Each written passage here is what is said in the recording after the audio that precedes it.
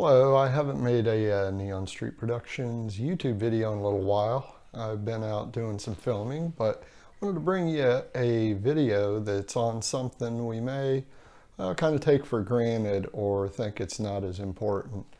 And that would be one of these, and it's for Boompole operating. And let's get right into this thing. Most of you know this is a shotgun microphone. I have a Sennheiser MKE 600. Now, the con of this, it's a little bit heavier. It's a little bit longer than some of the, I think some of the 416s and things like that. But this one, you can use either phantom power, off of your sound mixer, or you can just use a AA battery. And especially if you're thinking in the future about going wireless, that's a big thing to consider there. So I'm going to get right into this. And now the Boompole that I picked up, I know K-Tech is real big, Really Right Stuff's getting really popular, even though those are a little pricey. Now this one was perfect for me. They had a 8.5 foot carbon fiber. It also has a raceway where you can run your own wire. I would prefer to run my own wire. I'm just that way. Let me go ahead and open this thing up and I'll show you. I wired it with my own wire, and I have my own preference on the XLR cables. And now to get a coiled XLR right now seems to be a little bit scarce. I don't know if some of them are just not there because of some of the shutdowns and things. But anyway, I went ahead and just got a more budget one for now. And it works good for what I'm doing. The ends fit into the sound mixer really tight. I should say I have a cable coming out of my mixer that is just like a little jump cable. I think it's like 3 or 4 foot. And then I just use the extra on that, as far as when I need to lift, the Boompole. Now let's get into a few of the things you should always think of when you're doing a Boompole operating gig, we'll call it. Now a lot of times, like for this video, I'm using a wireless lapel. So those are really popular. They're really quiet, they're convenient. So Boompoles doesn't really have center stage anymore. It does, I guess, on like newscasts, things like that. But I think booming in movies is especially important. I've actually pulled audio out of different movie clips and used it over the wireless lapel. And that's because of some of the background, some background sounds, some ambience that you aren't getting.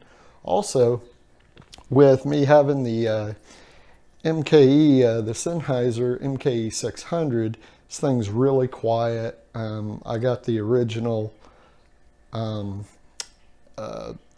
cover for that, from Sennheiser, so it's really quiet as far as wind, things like that. Now, the wireless was picking up wind, so I did have problems there. Now, this is the, it's made by ICANN, I-K-A-N, Icon, something like that. I'm not sure how you pronounce it, but it's a E-Image BC09. Not sure if you can see that, but it's BC09. This was a 8.5 foot, which is an odd version of this one. They have an 8.5 and a 9 foot that uses this number, but this is the 8.5 foot. I got it for $130 and free shipping. Now this thing gets really far. Now just to give you some hints before I do go into the pole itself. Now when you're boom operating, obviously you're wanting that out of the camera view. And this shotgun mic, most of you guys will probably know, but shotgun mics, you point directly at what you want to record. So if you have some, ambient water, you can kind of point it in that direction, kind of like it being a shotgun, and it picks up straight in front of it. It's actually, obviously made that way. Now, the thing that I've found, and this may just be a style, but I think a lot of people probably will agree with me, when you are using a shotgun mic to pick up audio from a person, you would think, you know, normally you go overhead. Most people know that you're going to go overhead. And now I go probably about, I would say about a foot ahead of the person or in front of them. And then I would take the mic and actually aim it at their collarbone. I will always hit this. I won't actually aim it at their mouth. It seems like if you're aiming it at their mouth, I'm not sure if part of the angle is your nose gets in the way or something like that, but I aim it at their collarbone, and that's where I get the best audio. Now, definitely, if you're Boompole operating, make sure you get a shock mount here. I think it's a Movo, if I remember right. They have them on Amazon. I'll put a link in this video, but it's adjustable. You can go, you know, straight down or all the way up. Now, some of them I know they'll rotate and do all sorts of things. I never go straight 90 on these. I never really bother to do that. 9 out of 10 times I can get by with, on a normal shot, going just a little beyond that. So it's not a straight 90. I actually have it just a little further out than that. A lot of people were doing it for either ambience or getting a second, you know, backup channel, which is a great idea. That's what I do on the short films and the movies, the feature films that I've been on as well. Now, the framing is usually pretty tight, so you really need to be aggressive if you're out there booming, and this is going to get you a lot more jobs. People are going to like you a lot more. Make sure you're really aggressive on getting around. Make sure you know how close you can get, because you really don't want to be any further than a foot and a half away if you can. Obviously on wide shots, that's not real possible. If you drop your boom in every once in a while, I'll be honest, I'll hint to you, it's not a bad thing. You don't want to destroy like a $1 million shot, so be careful with that. But make sure you're really aggressive and they know that you're really aggressive, because that will give you some cred, I think. Like I said, don't drop it in the frame on purpose. That's silly, obviously. But make sure they do know that you're being aggressive and that you're getting the best possible sound. I think if you're out buying one of these poles, I did want to go over this. I would at least buy an 8-footer. I know a 10-footer is probably a smarter place to go right now, especially if you're just starting up. And another thing I wanted to go over was I would highly recommend getting a carbon fiber. They don't seem to be all that much more right now. I think the price between the aluminum and the carbon fiber are really getting close.